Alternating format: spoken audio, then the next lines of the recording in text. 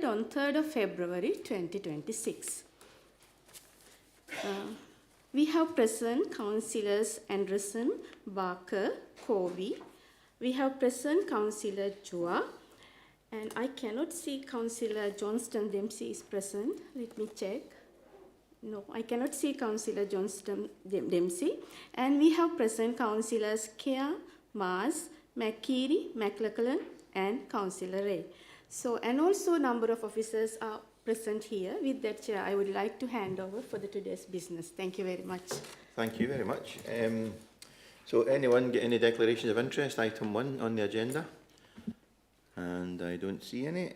Item 2 on the agenda is the minutes of the previous meeting, pages 3 to 10. Are we happy to agree that's a correct record? Agreed. Thank you very much. Item 3 on the agenda is accident investigation and prevention process and update in its pages 11 to 18. Jonathan Plant, please.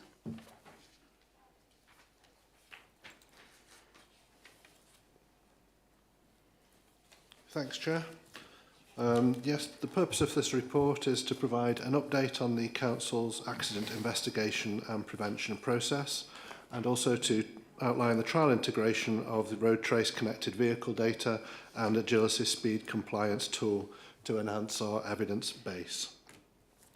Looking at section 3, this provides a background. Paragraphs 3.1 and 3.2 note that Scotland's Road Safety Framework to 2030 was launched in February 2021 with a long-term goal of 0 fatalities and serious injuries by 2050.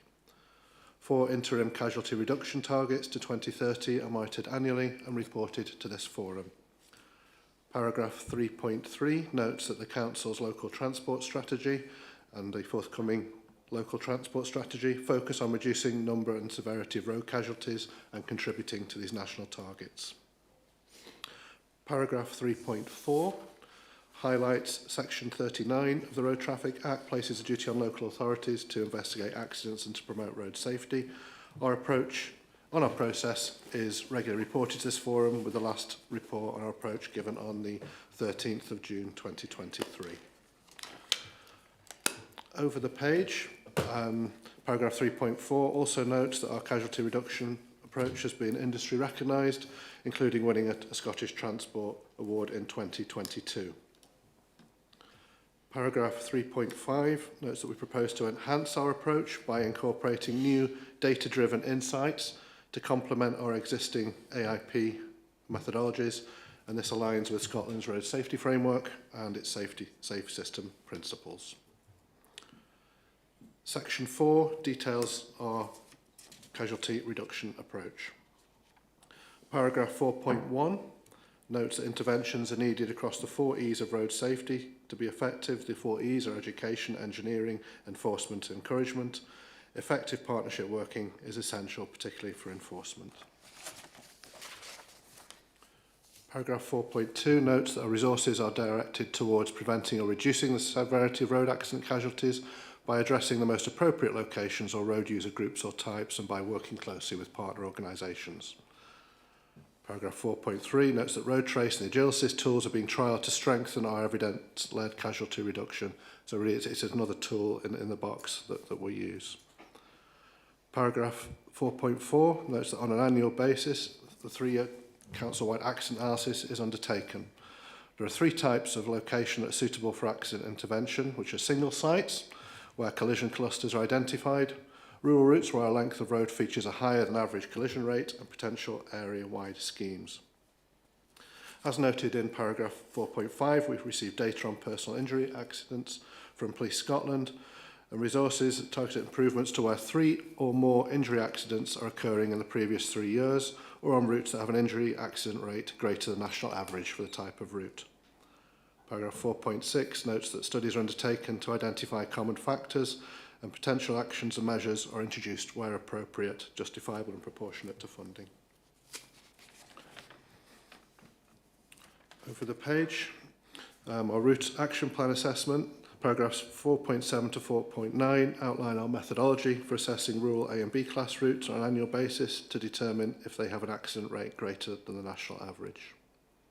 Paragraphs 4.10 to 4.11 outlines our methodology to assess single sites, And again, as noted earlier, these are locations where 3 or more injury accidents have occurred in the last 3 years. Paragraph 4.12 notes other considerations that we use as part of this process. So this includes road traffic collision trends, vulnerable road users, causation factors, and also improvement works that have been implemented previously or planned, or any new developments coming forward through the planning process. Over the page, paragraph 4.14 notes that results of this annual process are brought to this forum. Section 5 of the report describes the road trace connected vehicle data and Agilysys speed compliance tool that we propose to trial. Paragraph 5.3 notes we anticipate these systems offer more information about how roads are being used, helping us to identify potential risks sooner and to plan improvements more effectively.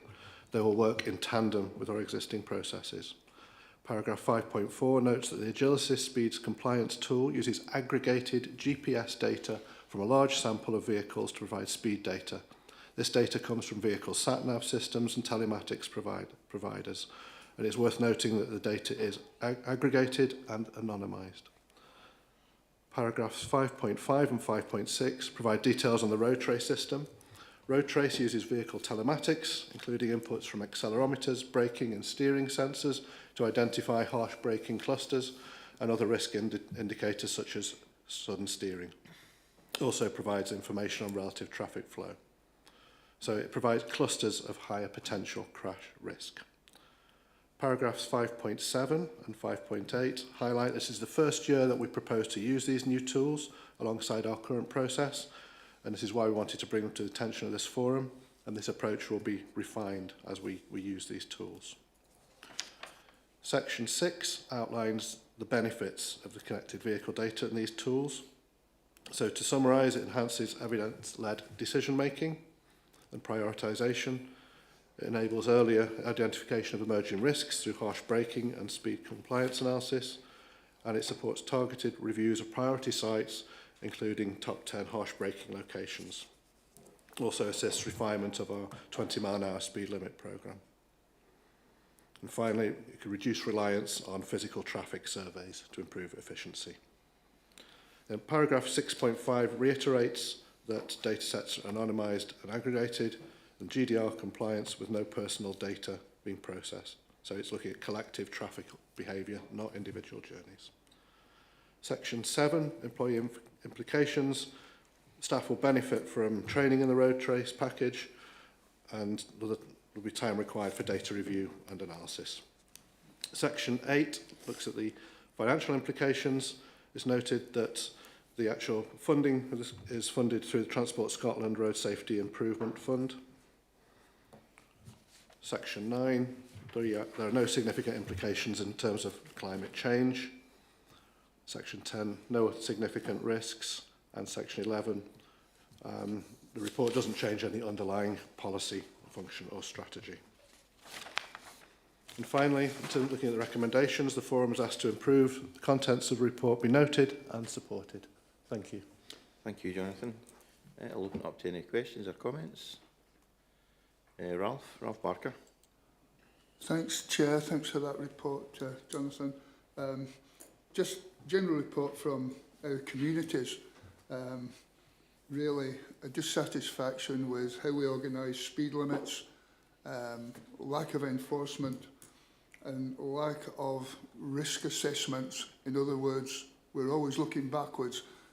As soon as we say evidence-based, it's always things that happened in the past, not looking at the future.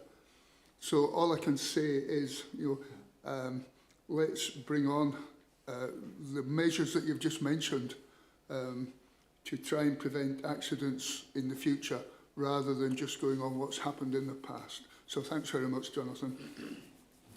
Don't know if there's a Jonathan, would you like to respond to that? Don't know if there's a question there, but Jonathan can respond anyway. Yeah, I think just like to reiterate that this is new tools in our box. It's identifying potential clusters where there have been harsh incidents of harsh braking, for example. So it does very much add to our approach and complement it. Yeah, it is very interesting. I've asked about this before, and I'm pretty sure we've mentioned it in here before about the the information that comes from the vehicles.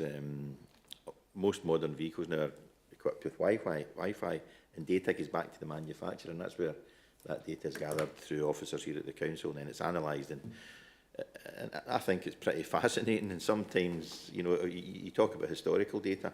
I think this sort of predicts, if I'm maybe speaking for Jonathan here, but this helps us to predict where there likely will be accidents based on the harsh steering, the harsh braking, and so on. So I'm quite impressed actually with this type of technology and information that comes to the forum. Julia Mars, online.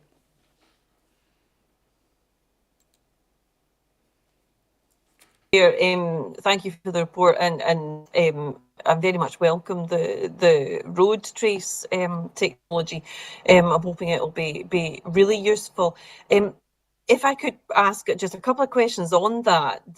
Firstly, will the road trace be available, especially for the rural areas where issues are often sporadic but also significant? And I'm wondering, will it replace the physical monitoring on the road? In which case, I'm wondering how it will get the full picture, given that lots of older vehicles won't necessarily have the telemetry for the data to be collected. I'm also wondering how the locations will be chosen for monitoring, and I'm noting that the top 10 harsh braking areas will be noted. I mean, to be honest, in the most rural areas, the fact there is no braking is probably the larger problem. But I'm wondering, will people be able to request locations, or will the data just throw up locations of concern to you and automatically generate that? And also, it also brings me to and we've discussed this ad infinitum at this forum. Will this change the threshold for intervention in terms of where we're deciding where to put budget in terms of the routes and the single sites? Thanks. Jonathan? Okay. Thanks, Councillor. I think in terms of locations, it provides network-wide coverage. It will throw areas of concern, as I said, for us to investigate. I don't think it will replace physical survey on a whole. I think that we'll still have to undertake physical surveys as well, but it complements what the information that we get at the moment. So it has a potential to reduce the need for physical surveys. And in terms of the threshold of intervention, again, we've got our current process, so it adds to it. And what I would say is we will look at these tools and see what information it's giving us. We've got them on a trial basis at the moment. So again, it will be a learning process for us all to see how it complements our existing process. And as far as speaking for Julia here, Julia, if you wanted to come back, you're happy to come back in. But I would suggest that if any member raises an issue in a particular area, officers will respond to that. I'd like to think that would happen, Jonathan. Yeah, Julia, are you okay with that?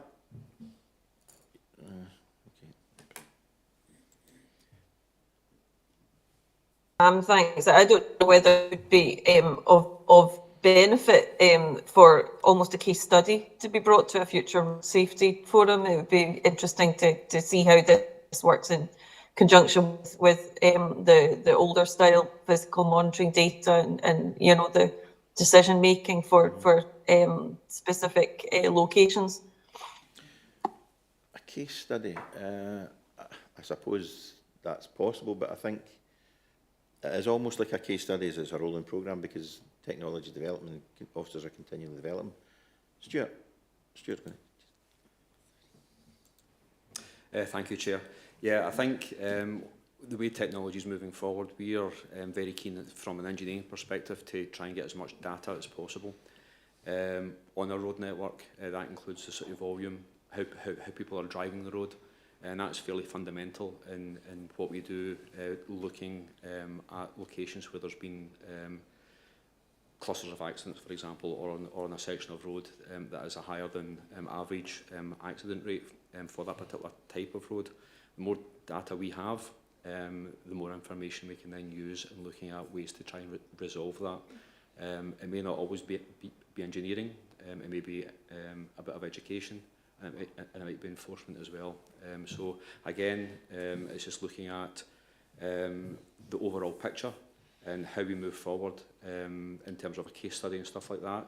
It is something that we will look to, and for the next forum, that was when we usually bring the sort of annual casualty reduction report, and no doubt taking that forward, then this information will be included within that. So that is something that we can look to bring more details of to a future forum.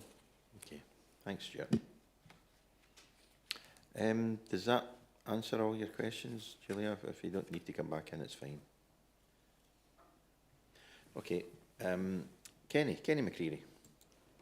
Thanks, Jim. I think it's good to collect data, obviously, but only if there's going to be some outcome from it, some actions. So I guess I'd quite like to see that in the report that will no doubt come to us in the coming months, the analysis of the data and then the actions that were taken, and then after that, what the outcome was. So did it reduce the accidents, and also will there be an interaction with the police in terms of what they find in certain areas, and maybe what you can tell them? That's my questions. Jonathan? Yeah, certainly in terms of interactions with the police, it is something that we all work in partnership with the police and share this information as well. As I said, it identifies the top 10 sites in clusters, so we'll be looking at that. And also Transport Scotland are very interested in how we use these tools as well, and also would like to see evidence of schemes that may have arisen, and interventions may have arisen out of this tool. So yes, I agree that it is. We will. It's a trial, and we'll see what the quality of information we get. But we're very hopeful that it really will add to our approach. Okay, Kenny. Ish. Sorry? Do you think? What I'd quite like to see is, and I know this won't be maybe the next meeting, but maybe in a year's time, this is what we found. This is what the data showed, and here are the actions we took, and this is the reduction or not in the amount of accidents, for example. Is that doable, do you think?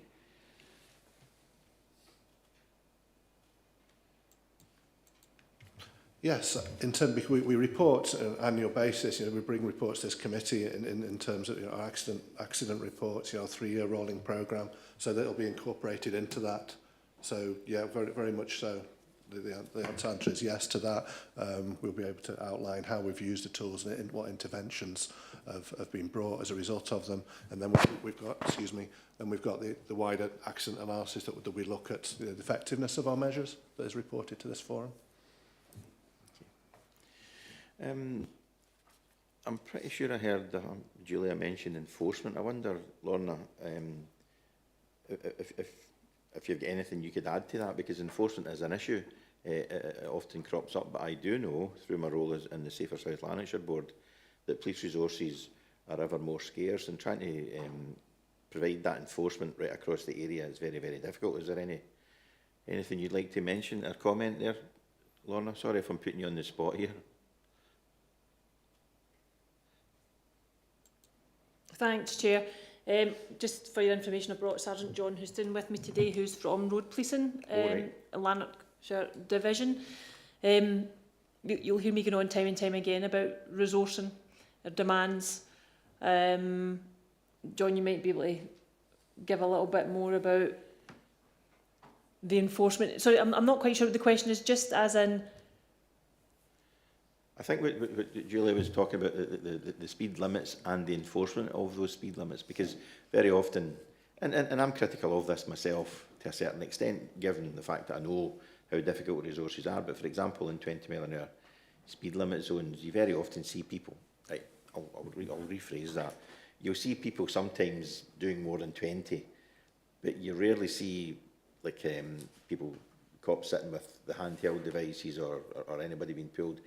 And that's no criticism, because I know the resources are difficult, but it's just to respond, if you can, or John, to that enforcement part, because that was part of Julia's question earlier. Yeah, we certainly, we routinely police the 20 mile per hour outside school. And you want to answer for you allocate what areas you police for speeding? So when we allocate cars to go to speeding locations, I know it's already been commented on the fact that we're visiting places where there has been incidents. When we're looking to prioritise, we will go to locations we've identified as high risk.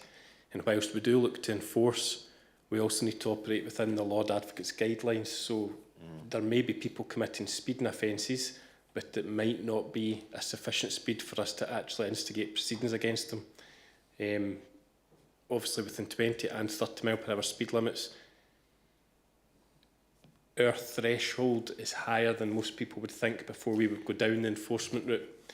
So it wouldn't necessarily be listed as enforcement, whereas somebody could have been stopped and spoken to regarding their speed. They've just not yet met the threshold when we can instigate either tickets or reports to the court.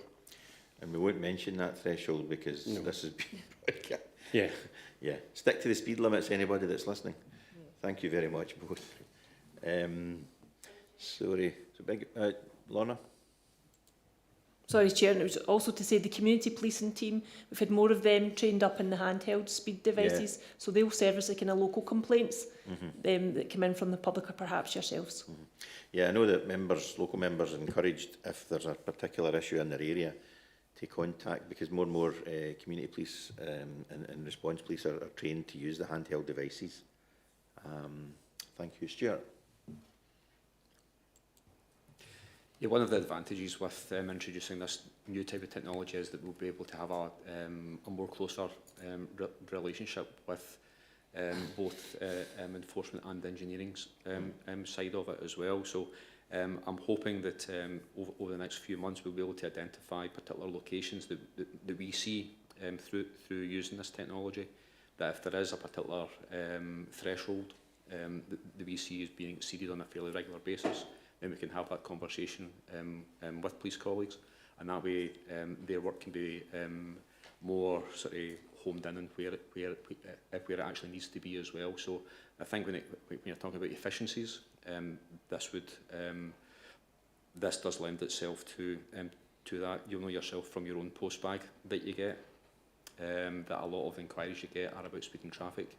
We'll have data more or less at our fingertips that would either support or otherwise of that as well. So over the next few months, we will be delving into what the package can offer. So it's wait and see at the moment, but I do anticipate that there will be some positives coming out of it. Thank you very much, Stuart. Okay, I don't have anybody else on this item. Agree to note the recommendations? Okay, thank you. Item 4 on the agenda is the School Travel Initiatives Update, and it's pages 19 to 26, and Colin Smith is going to take us through that. Colin? Thank you, Chair. The purpose of this report is to advise the Forum on the School Travel Plan programme and related school travel initiatives within South Lanarkshire. The background is set out within section 3, and this is a familiar report, so I'm sure you're aware of a lot of the background information here. The main aims of a school travel plan are detailed in 3.2, and then some of the documents and support that we give to schools to enable this is detailed within section 3.3. One of the main elements of this has been consultation through school travel plan questionnaires. So there's 3 questionnaires, both for pupils, parents and staff. Section 3.4 details analysis of these survey results is what gives us the evidence base and informs the targets and initiatives section of the school travel plan and supports the development of a programme of implementation and a timeline that follows from that. Section 3.6 details that 88 schools have completed a school travel plan, with a further 54 schools in various stages of development at this moment in time. Section 3.7 provides a successful example of a school travel plan, being Our Lady of Lourdes Primary School in East Kilbride, who completed in May 2025. And this was led by a principal teacher and a team of junior road safety officers within the school. and section 3.7 through to 3.11 details some of their activities, investigations and outcomes and focuses that the school have put into play through the school travel plan process. Section 4 details traffic management audits which are conducted by the Health and Safety section of the Council across all school campuses. These mainly focus on internal school grounds but also take into account the external surrounding environment of the school, including vehicle and pedestrian movements, and each school is assessed against established audit standards. The audit standards have included a school travel plan being active within the school, and we continue to provide support to schools along that lines to make sure they've got a school travel plan in process and being implemented as part of this traffic management audit process. Support and assistance continues to be offered to schools in the development of the school travel plans and any related actions or initiatives that are being developed or implemented. Section 5 details the Starting School resource, which is an interactive booklet full of road safety information regarding the Green Cross codes, school gate parking, in-car safety, etc. Every year, all primary schools are contacted to offer this resource out for the new primary 1 intake. So a total of 77 schools received the resources in April 2025, and this has been continued into this calendar year also. Section 6 details the Cycling Scotland Access to Bikes, Parking and Storage Fund, and section 6.2 details that the Traffic and Transportation section bid to this fund on an annual basis on behalf of educational establishments. This support allows schools to be provided with suitable cycle and scooter parking and shelters, plus some scope to improve whatever infrastructure there's there at this moment in time, including repairs to anything that's not in use at this moment. For 2025-2026, 5 schools received repair work and 8 schools had new storage and shelters put into place. And the detail of that is provided within section 6.3 and 6.4. Section 6.5 details that we have got ongoing liaison with schools to identify future funding opportunities for new cycle parking and shelters, as well as any upgrades to existing infrastructure. The final point is section 7, it's the Sustrans annual Hands Up Travel Survey. During the second week of September, Sustrans Hands Up Survey was conducted, and the question, how do you normally travel to school, was asked to all pupils on one day during that week. Section 7.4 details that for the most recent 2024 survey, which we'll get the results for, 31,194 pupils took part, and that equated to 74 nurseries, 95 primary schools, 14 secondaries and 2 additional support needs schools. And the results are detailed within 7.5, and then a comparison is given with the national results in point 7.6. To give some comparison, 7.7 details that travel into primary or secondary school by active or public transport was recorded at 58.6%, which was a slight decrease of 1.5% compared to the previous year. And again, the comparison is given to the national picture in 7.8, which showed a 2% decrease year on year. The results from the 2025 survey are expected to be published in June 2026. In terms of this report, there's no employee implications with this report. Financial implications are detailed within section 9.1 for the Cycling Scotland grant of £1,029,665 for the cycle shelters, and all the other materials are funded through the Council's revenue budget or through free items from Road Safety Scotland. There's no further implications mentioned or applicable for this report, and the forum is asked to note the contents of the report and support future school travel plan development and related initiatives within schools. Thank you, Chair. Thank you very much, Colin. I'll open it up to any questions or comments. Okay. Kenny McCreary.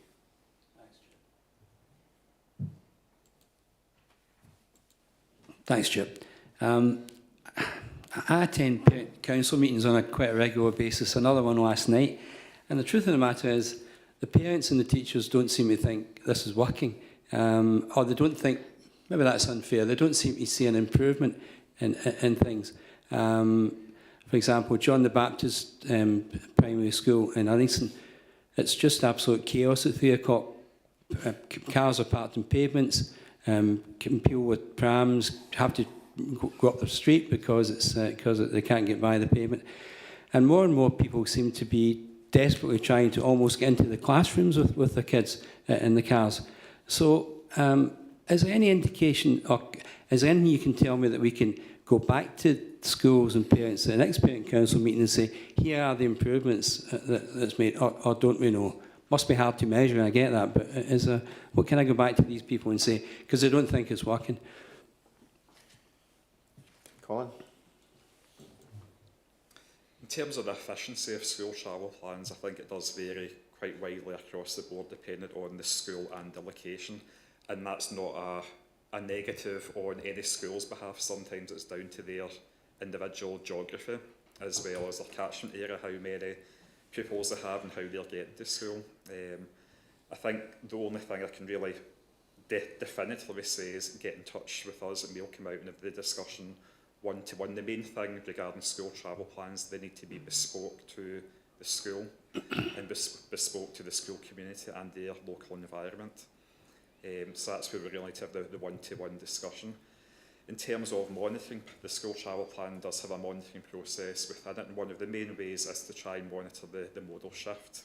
So that is for the school the Hands Up survey comes into use that we can compare walking, cycling, private car use year on year, assuming the school takes part in this survey. So that is the main way that we can monitor, obviously, the modal shift. In terms of congestion outside schools and the kind of usual school gate parking things that we do have, unfortunately, is a common issue across our school network, and no one thing is going to fix that or sort that. A school travel plan just sitting on a shelf is not going to do anything with that, but it's all the promotions, the campaigns, the different focuses that the school and the community can be brought in with that will help. And I think it's making sure that the school travel plan remains active and campaigns and activities ongoing, and it's not just a one-off hit. So that's something that we would really want to get the discussion with the teachers and also maybe bring in the parent council as well to try and make sure this is an ongoing programme that's constantly reviewed and it's always been fed out to the school community as well. But I think monitoring it really needs to be one-on-one with schools. Thanks for that. I understand, Colin. There's no easy fix for this. I appreciate that. But I've got a request, Julie. Could I ask maybe that we have a deterrent in place for these people that park on the pavement? Because it is illegal. So I think I might have written to you already, or certainly written to an officer.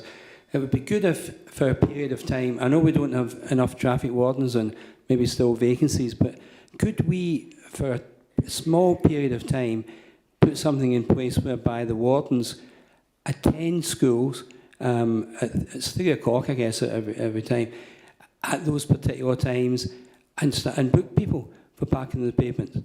And they can't be there every day, and they can't be at every school every day, but they probably know the schools affected. For example, Bothwell Primary School has tremendous congestion around about that time, but it doesn't have a pavement parking issue.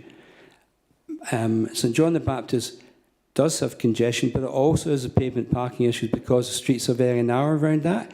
So in South Lanarkshire, we may only be talking about, maybe we're talking 20 schools, maybe more, but we might only be talking about 10. So that's my request, really. Could the wardens prioritise those schools at around about 3 o'clock time?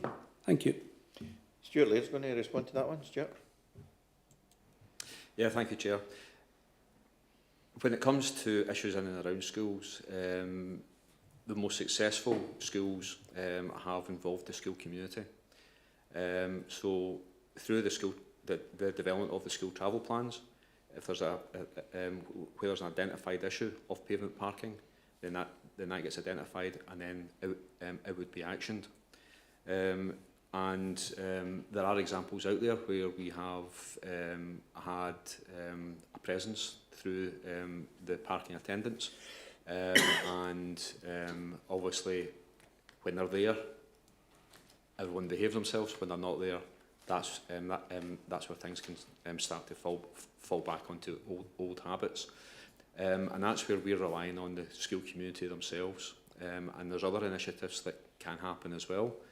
Some initiatives may involve the school children actually going out and speaking to the parents who are parking inappropriately. And there may be other initiatives as well. So, as Colin was saying, it is very bespoke to issues surrounding individual schools. We will work, and we continue to work with the head teacher or the pupils and the parents themselves. So we do take on board your comments. And one thing I would say is that the number of schools participating in developing school travel plans has been increasing year on year as well, and that's quite pleasing to see that as well. Thank you, Stuart. This is just a huge problem, Kenny. It's right across every area.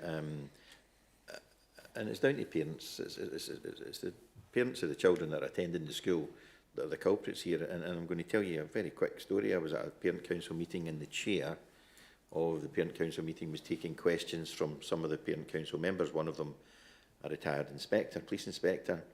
And there was one mention of one particular brand of vehicle that was always at a particular tricky location, and the chair, whose car keys were sitting in front of her, did that with her car keys and slid them back, not hiding it. And I thought, well, what are we doing here? This is the chair of the parent council meeting. We've got a whole host of people complaining about this type of activity around the school, and the chair of the board, the parent council, was the worst culprit of anyone. So it just beggars belief, the attitude of some of the parents. It's just, it's almost a hopeless case, and I agree with you, Kenny, about parents want to get as close as they can. There's a little anecdote that you don't put up the side of the school so that the parent can reverse in up to the door, the desk, and say, "There you go, Joe, there's your desk, son. See you at home time." And the parents would do that. I'm being a bit ridiculous here, but parents just get ridiculous when it comes to this, and it's a massive problem to try and deal with, not just here, right across the country. We hear about it often, but so we take on board, and I'm sure that the information that you've passed and the skills that you've raised, the officer will take that on board and maybe even get some extra visits to those locations. And I invite any member to do that as well. Julia Mars.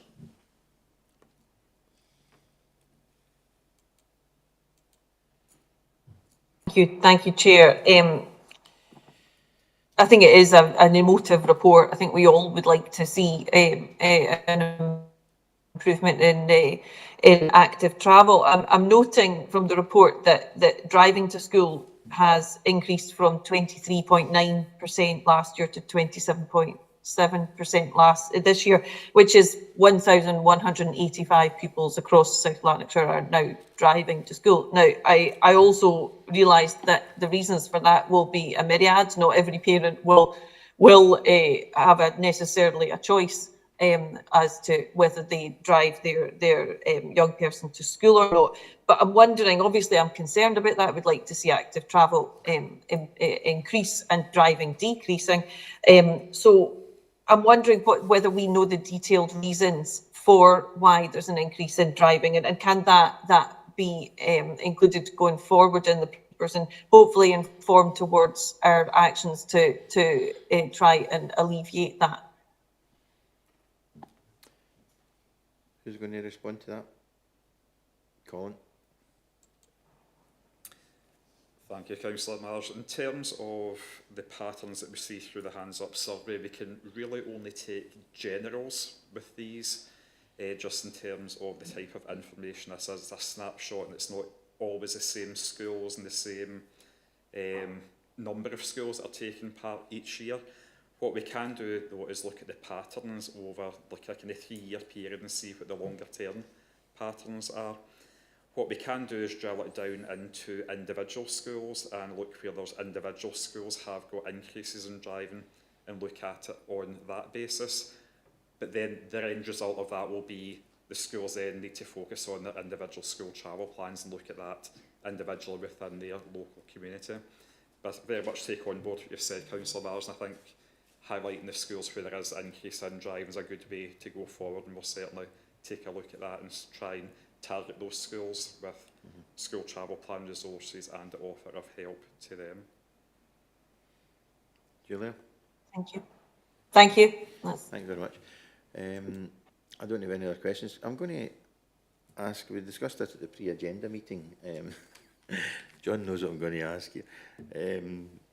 Right down at the other, it's 0.6%. We discussed whether that might be hoverboards or helicopters where people get to school. Did you get to the bottom of what that figure was, 0.6%? Don't mean to be flippant. In terms of the actual information, we don't know exactly what's been reported, but we do go out to schools and do assemblies at times and ask pupils verbally, how did you get to school today? So occasionally we get submarine, hoverboards and helicopter and things like that. So there may be some answers within the other there, but just sometimes pupils just don't understand. If I came in a van, does that mean I was driven? Is that something else? But I think it'd be a whole combination of things, with probably a few obscure answers within the other section. Okay. Thanks very much. Couldn't resist that there. So we agreed to note that report? Agreed. Thank you very much. Item 5 on the agenda, accompanying the local roads policing team. You'll remember when Lorna invited Inspector Chris Hoggins to the previous Road Safety Forum and gave a very good report, an update on things like the e-scooters and e-bikes and where you can and can't use them and so on. That was really sort of part of the reason that he came, because I've been raising that as an issue for quite a while. But while he was here, he made a very generous offer that if there was any members of the board who would like to accompany traffic police while on shift. And I took up that opportunity. I took it up and I wrote to members and I invited them to make bids if they wanted to come along. So I went for, first of all, a short term on myself, a short period. And on a second occasion, Councillor McCreary, Kenny here, came along with me. So I need to say thank you very much to the Road Traffic Policing Division for accommodating that. They couldn't have been any more helpful. They couldn't have been any more welcoming, because there was a concern that maybe I was being a bit of a burden, going out in the back of a traffic police car while they're on shift. But it was the exact opposite, and I need to emphasise that. And I think the reason for that is that the police themselves wanted us to see what they do on their daily shift, different things that they encounter. What impressed me very much was, and I'm going to ask Kenny, I'm sure he'll agree with me, the way that the police handle these vehicles. I was absolutely blown away at the speed that the vehicles are travelling at under blue light conditions, and how safe I felt at such speeds. I won't actually tell you what the number of the speed is, but at the time it was absolutely incredible. People know I'm a driving instructor, and I was watching the drivers very, very carefully, things that they were doing, and I was totally at ease with the professionalism and the skills that was shown by these officers on duty. It was absolutely phenomenal. Another thing that was quite extraordinary when we did stop anyone for any incident, whatever, the very, very polite manner in which they spoke to anybody that had stopped, for whatever it may have been,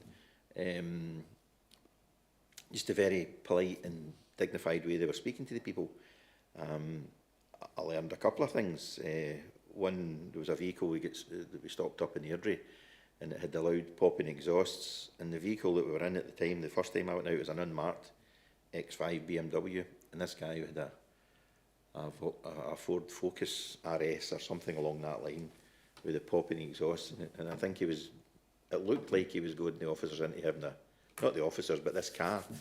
So he was revving it up and taking his foot off, and it was popping and banging.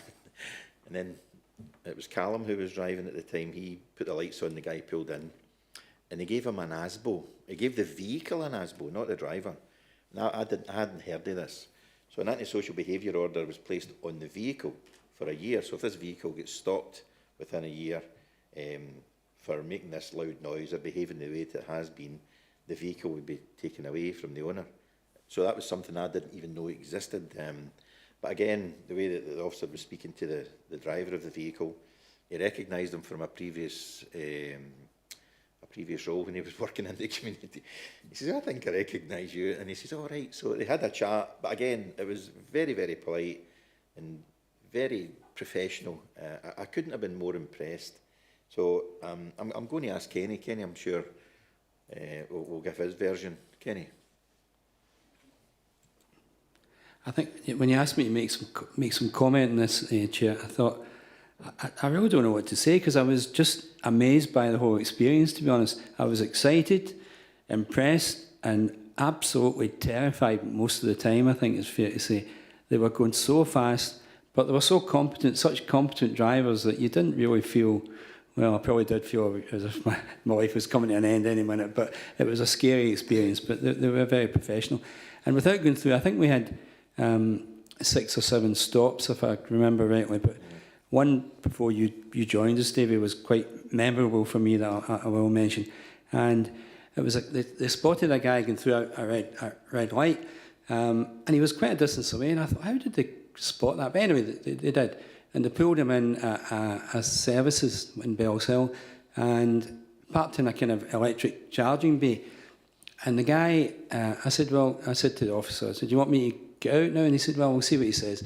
And he came back and he said he's quite happy for you to sit in the vehicle.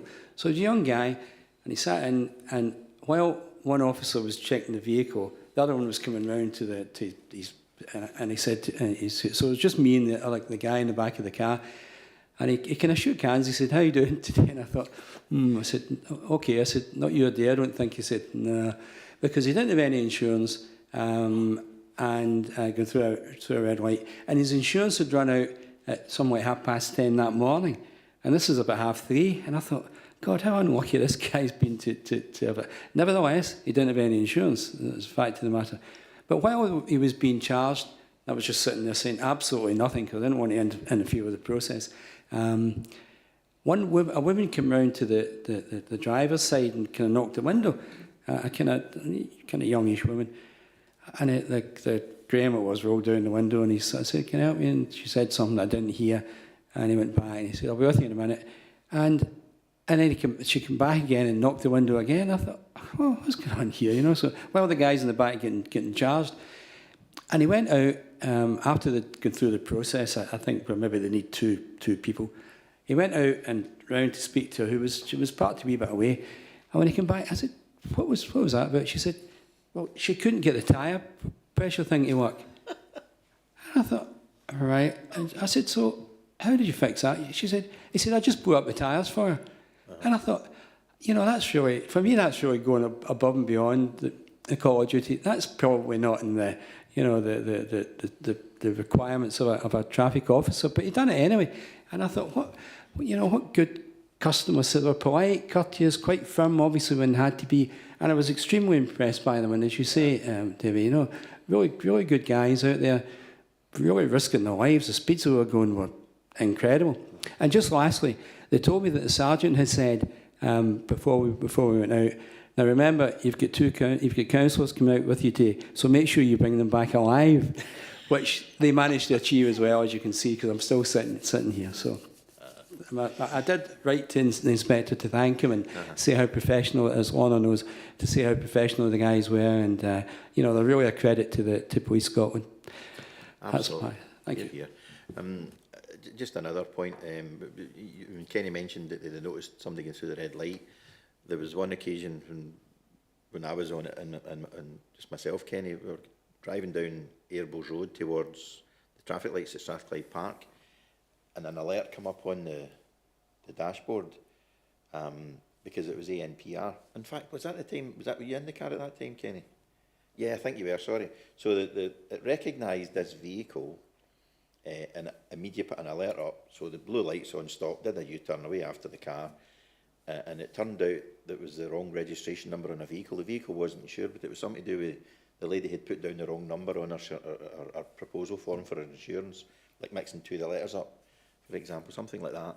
So that technology actually blew me away as well. And it would appear then that this ANPR, I'm sure, is it John, isn't it, John? Yeah, John, I'll invite you to come in and you can maybe speak about this.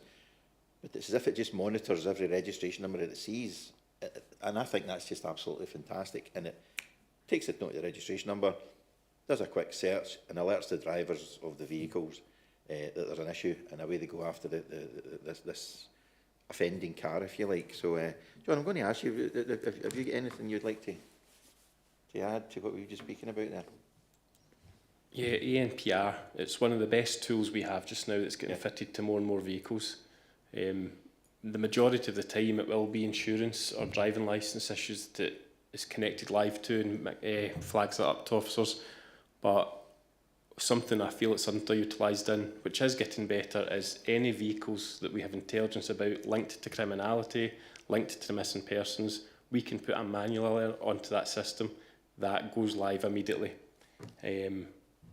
So even intelligence, this person might be dealing drugs, it would flag up in the traffic car straight away, go round, just go and speak to them, see what they're doing, get some more intelligence. But it is getting fitted to more and more vehicles and we are using it more. Yeah, it's very impressive, that technology, isn't it? You know, it just shows you that you could be, you think you're not being monitored, you think if you're doing something wrong, Big Brother's watching. Finally, you know, I commented on how safe I felt in the car. Kenny was just a little bit more nervous than I wasn't nervous at all. And again, I just need to emphasise how well the vehicles are being driven at high speeds, but going at very high speeds, but in a very, very safe manner. The lights are going, the sirens are blaring. Kenny asked a question, why do you pump your horn when you're going past? And it changes the type of, it changes the sequence, you know, the wailing or the whatever. I don't know. I'm not going to imitate it. I don't want to do that online. So the type of tone that's coming from the vehicle changes when they pump the horn, and that sometimes gets other drivers' attention. And occasionally you maybe see someone, it was on the M74, Kenny, there was a vehicle in the right lane, and we were trying to get past. But there was no way that the police car was right up behind the car and when the blue lights were flashing, but they weren't being aggressive with the driver. The driver just didn't notice it. But it was very, very safe. We waited, the vehicle moved in, and then we got on with the journey. So again, I need to publicly thank the Traffic Division for for allowing us to accompany officers on duty, and to emphasise to members, if anybody's interested, please take up the offer. And I'm pretty sure that might go to officers as well. I've already spoke to Colin Park about this, and he's quite interested. So thank you, and thank you, Lorna, for first of all inviting Inspector Hoggins along. So that was it was an experience that I'll never forget. So thanks again for that. Any members get any questions? Or any officers? No. Okay, thank you very much for that. Item 6 on the agenda is the Police Scotland Lanarkshire Division Road Safety Update, and it's Lorna Hinshelwood. Lorna. Thanks, Chair. Okay, the purpose of the report is to update the Road Safety Forum on forthcoming campaigns and to discuss ongoing national and local campaigns. Point 2, the Forum is asked to approve the following recommendations. The information set out in this report in relation to road safety campaigns be noted, and that the verbal update regarding the campaigns also be noted. Section 4, local and national issues. There's no notable trends identified for the last quarter. However, e-scooters and e-bikes continue to be a hot topic and source of discussion around the legalities and associated antisocial behaviour. Additional training has been given to local officers surrounding their powers and tools that they have with regards to e-scooters and e-bikes to allow them to deal with this more confidently. And also following on from the last meeting we had prior to Christmas, we had our prevention officers arranged for pop-up stalls to be held across shopping centres to raise awareness of the legalities of the e-scooters, e-bikes and off-road bikes on the lead up to Christmas. As we discussed, we often see an increase in youth on these falling from Christmas presents. We didn't think it appropriate to attend the one store we had mentioned that was selling them, because we'd be seen to be targeting that one store. In actual fact, you can go onto Amazon or wherever else and buy them. So we did the town centre approach, larger audience, capture more people that way. 4.2, notable detections, criminal use of the roads. Road policing officers stopped a stolen motor vehicle with 2 males on board who were wanted for various serious offences. During this arrest, road policing recovered machete, a quantity of drugs and cloned vehicle registration plates. Highly likely that was following on from an ANPR detection. Yep. Road safety campaigns from October to December were Operation Dark Nights. We did our usual December National Drink Drive campaign. In December we did Be Bright, Be Seen. It's a campaign targeted at cyclists and pedestrians just to help everyone stay safe and visible in dark winter months. And we continued with the monthly action plan to service local speed complaints. 4.3, brief synopsis of our stats. From April 25 to the end of December 25, quarter 3 inclusive, speeding was down 31.4%. Dangerous driving was up 20.6% from the same period last year. Driving under the influence of alcohol or drugs again was up by 5.4%. Our seatbelts were down 25.6% and mobile phones were down 6.0%. So there are a few stats there heading down the way. I don't know, are you able to, John, give us a kind of brief idea as reduction in speed? Is it kind of due to resources? I knew there was some issue with resourcing. We just need to remember the speeding offences aren't purely road policing that detect them. A lot of them come from community policing as well, where there's a huge turnover of officers. So road policing will deliver handheld detection device training to a lot of officers who will then move on elsewhere. And we're at a stage just now where we've got around another 40 officers to train. So there is a huge turnover in these community officers who are trained in speed detection devices, which can explain some of the drop in speeding offences.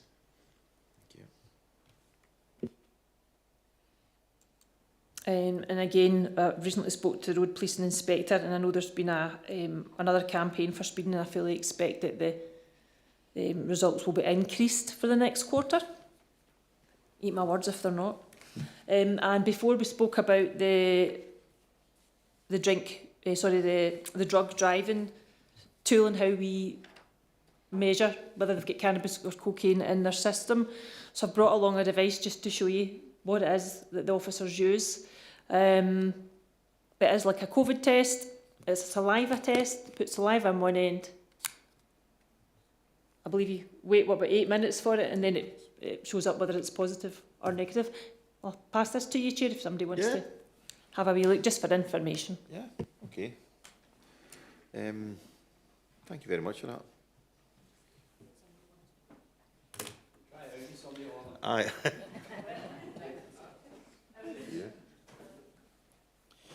So officers will have these when they're on duty then, just carrying these about? I believe if the response officers, community officers stop somebody they believe are under the influence, that they will radio in for a traffic officer to attend. Right. And it's the road policing officers that will carry out the drugs test. I see. Okay. But that is pretty much, it's a brief report today, but that is all. If there's any questions. Yeah. I'll invite members in a minute. I wanted to ask Lorna, you know, the exercise that you carried out leading up to Christmas, was there any feedback that people who were maybe thinking about purchasing these electric scooters for their kids weren't aware that it was illegal to use them? Did you get any feedback on that?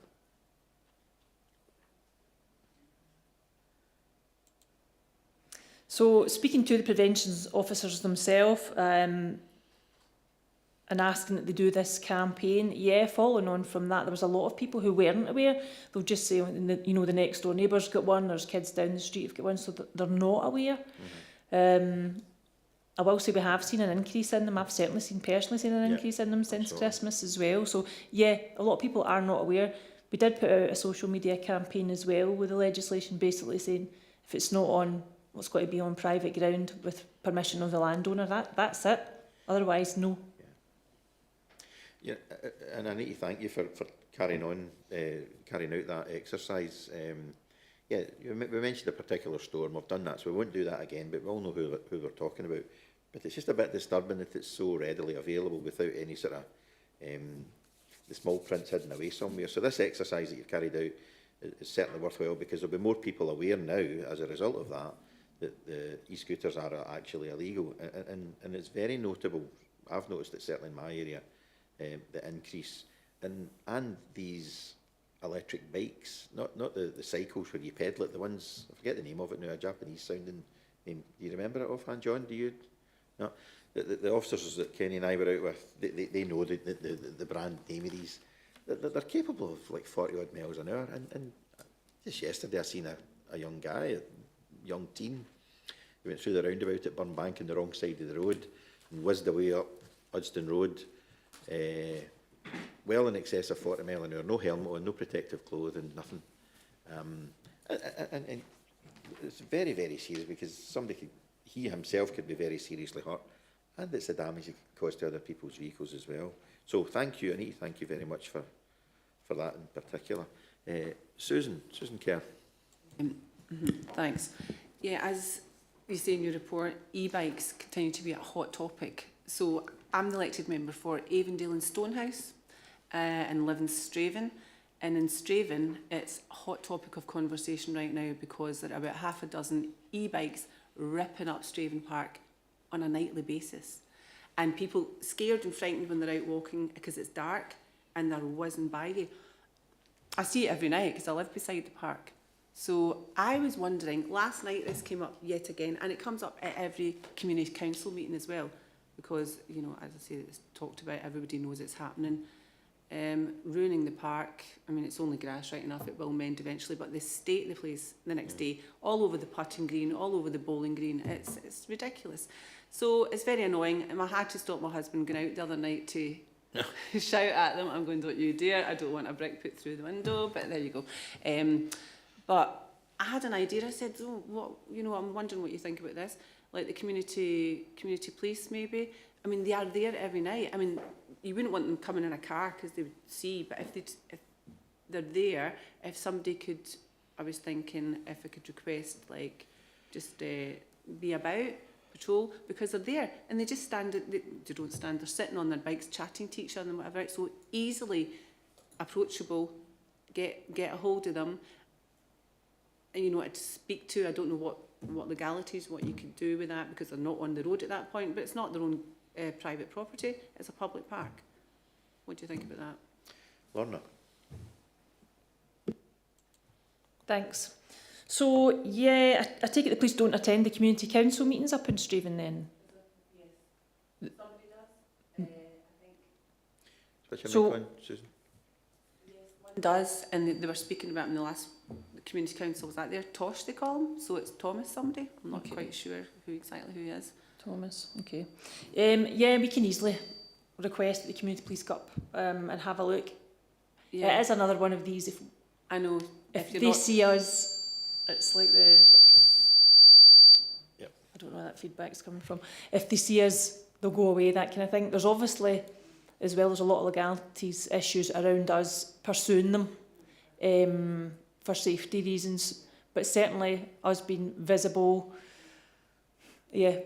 Well, can I ask if you even email me and I'll share it with the community police and request that they go up in between certain hours? We can do that and they'll give it extra attention for you.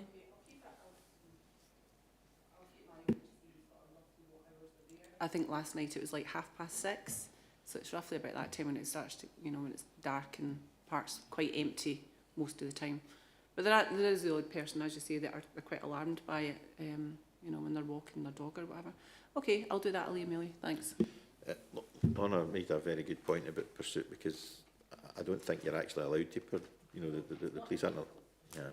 And if you make an approach, they're just going to move away, Susan. It's very, very... I don't want you to pour cold water on that, but you're doing the right thing by raising it. So if Lorna can speak to Lorna and organise maybe some visits, but because it's a shame that the park's being ruined, and that is a public place, that's not private. Because it's not the road, it doesn't mean that it's somewhere that you're allowed to use them. There's just basically nowhere you can use them unless it's in a confined private area, and nobody has, well, maybe some people have, but I don't know anybody that's got an area big enough where you could go on one of these machines. Kenny?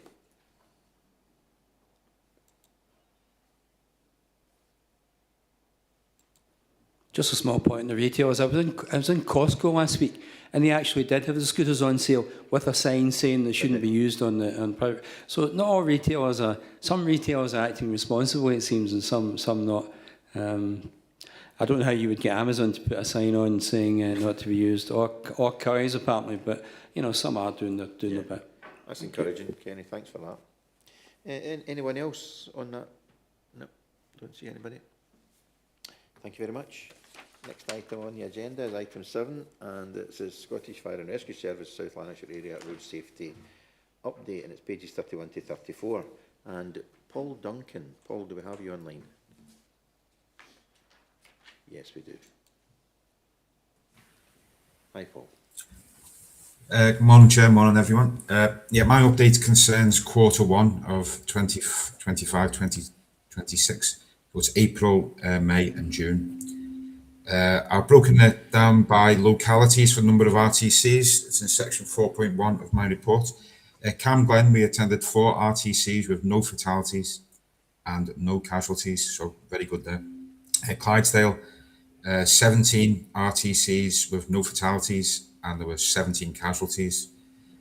16 RTCs in East Kilbride, again with no fatalities and just 1 casualty. Hamilton, we attended 12 RTCs, no fatalities and 6 casualties. So that gives us a total of 39 RTCs attended, which is up 5 from the corresponding period the year before.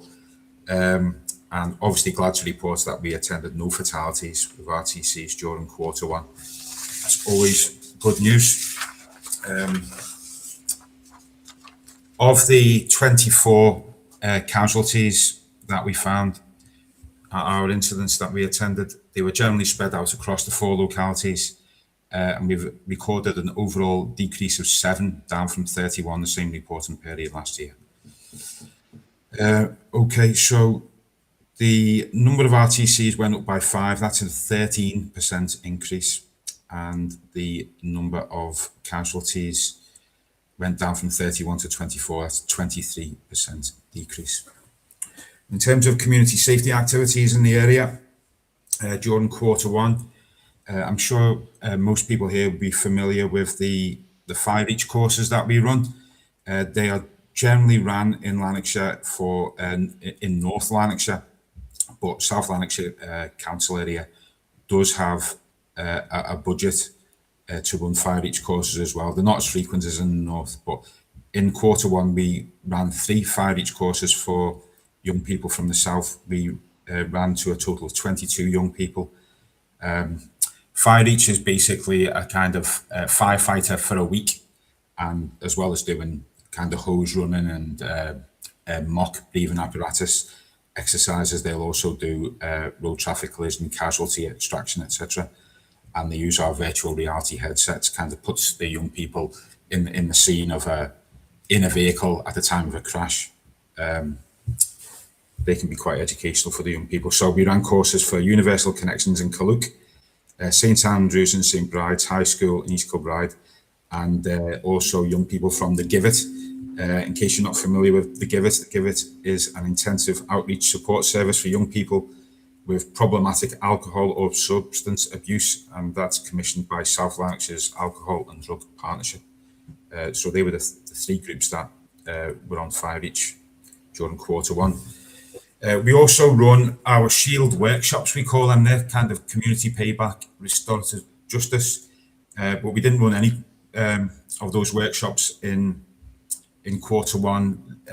We get requests in from restorative justice departments within the council. It kind of comes and goes, the request, I suppose, that they run them when they've got enough people to put people on the course, etc. We have ran once since then, but not during Q1 itself. In Q1, we did run 3 biker down sessions and reached 41 motorcyclists in Lanarkshire.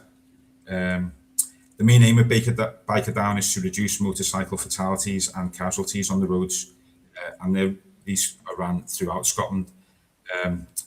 Aims are to highlight how those on 2 wheels can be more easily identified by other road users to make it less likely that they themselves will become a casualty. And riders are also given potential life-saving skills to help make them make the scene of a collision safe and protect the casualty as well. As I mentioned in the report for the previous quarter, we've received the it's called Good Egg Child Car Seat Safety Training. I got my figures slightly wrong in the last quarter. I think I said it was 80% are fitted incorrectly. It's actually 60% are fitted incorrectly. But that is something that we will continue to promote when we're carrying out our community activities throughout the course of the year. We take child car seats with us. We can demonstrate to people how to fit the seats correctly. So hopefully the more that we do that, the more likely our seats will be fitted correctly in the future. Also during the quarter, in the lead up to the summer, we distributed our Drive on the Left literature to all of the M74 service stations and the hotels that are associated with them. They are obviously primarily aimed at tourists that might take a wrong turn on our roads, etc. So that was done during quarter one. Current national campaigns from Road Safety Scotland. So their main two campaigns during just now are, they call it Speeding is a Dangerous Game campaign. That's aimed at young drivers. And according to their websites, drivers aged between 17 and 25 are more likely to be in a collision, largely due to age and inexperience. Young drivers, particularly men aged 17 to 25, they're often overconfident and prone to risky behaviours like speeding, tailgating and dangerous overtaking. As a result, they're more likely to be involved in collisions, especially within the first year after passing their test, and they're often at fault. Around 1 in 5 new drivers will be in a collision within a year. That's quite a surprisingly high figure, I found. In the last 12 months in Scotland, 509 young male car drivers were involved in collisions, with 78 killed or seriously injured. And a huge number of these collisions were caused by speeding, according to the website. And it says that also you're 7 times more likely to kill a pedestrian at 30 mile an hour than 20 mile an hour. So speed is obviously a major factor, and we're all aware of that. Also, Real Roads Don't Reset campaign, they've titled that one. That's aimed at young drivers as well. And drink and drug driving can have devastating consequences. If you drive under the influence, you're gambling with more than your own life. You put your friends, family and every road user at risk too. And that's another main focus for Road Safety Scotland just now. In terms of ourselves in the Lanarkshire Community Action Team, what we're doing for the rest of the year from quarter 2 and quarter 3, well, we have 16 young people in our youth volunteer scheme, and that's basically a 3-year program for young people that kind of get trained up in the same it kind of mirrors the modules that a firefighter would go through without the same kind of risks in terms of training, etc. But road safety does form a regular part of the scheme for the youth volunteers. It's always something that we're focused on. I've mentioned in my previous report about we're constantly involved with the M Group, formerly Morrison's Data Services. This is where their meter readers, etc., they undertake numerous short journeys every day. They were finding an increase in road traffic collisions, which were putting themselves, members of the public, at risk, of course. So we've been involved with Police Scotland as well in terms of educating their drivers, also highlighting it to their managers. And we've had the use of a heavy goods vehicle to train their drivers and to be aware of blind spots that lorry drivers, which Chair, I think you'll be all too familiar with as well. More biker-down sessions will be run, and when we get requests in from restorative justice, we'll continue with those courses as well. We also attended the Junior Road Safety Officers event in Châtellerault in September. There's always a high number of young people with that. It's always very, very beneficial. Our crews also attend that as well. And when we get requests in from high schools, we undertake our Drive to Arrive presentation to S5, S6 pupils. One of the issues with that is obviously S5, S6, schools are quite rightly, I suppose, focused on exams. The pupils want to pass the exam, so it's trying to fit trying to fit presentations into their curriculum. I will recontact schools again just after this meeting, actually, and just remind head teachers that we can come and present if they can fit us in. So I'll do that after this meeting. And that's my report. Any questions, anyone? Thank you very much, Paul. I wanted to ask you, on the Baker Down, you've given figures here. Are you finding that more or less people are attending Baker Down? Oh, Paul's gone. Can you come back in, Paul? Hi, yeah, it seems to be quite steady in terms of the inputs, particularly in Lanarkshire. Yeah, the numbers are generally pretty constant, yeah. I've found. I did attend one at Motherwell a number of years ago. It's very good. And on the Clydesdale accidents, the statistics are higher in the Clydesdale area. Of course they are. It's a big area. But that also takes in a lot of the M74 motorway. Is there any way you can sort of give us a bit of a breakdown as to how much of it is in the rural roads or how much is on the M74, given that it's a major road? I don't have those figures at hand right now, but I can get them to you. Yeah. Okay, just off the top of your head if you had that. The point you were making about getting access to the S5 and S6 pupils, I mean, that's a good point, that they are studying for exams, but quite a lot of the times they've got quite a bit of study leave.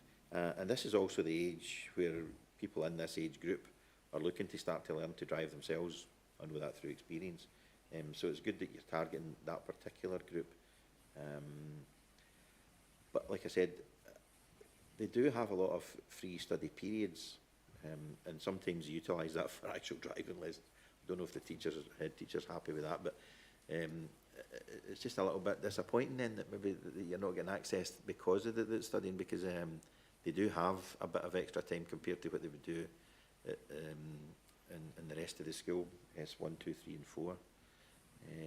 So thanks very much, Paul, for that. On you go, sorry. Yeah, I was going to say, we every year we're definitely down in Biggar High School every year. They're a regular, and we're in Hamilton Grammar tomorrow delivering as well. But I am keen to promote it further amongst the schools, all the schools. Yeah. Yeah. Okay. Is there any other members? Any questions or comments for Paul? Don't see anybody. Okay, so thank you all very much for your attendance. I have no urgent business, and I'll see you at the next meeting. Don't know what date that will be, but we'll be notified. Thank you very much for your attendance.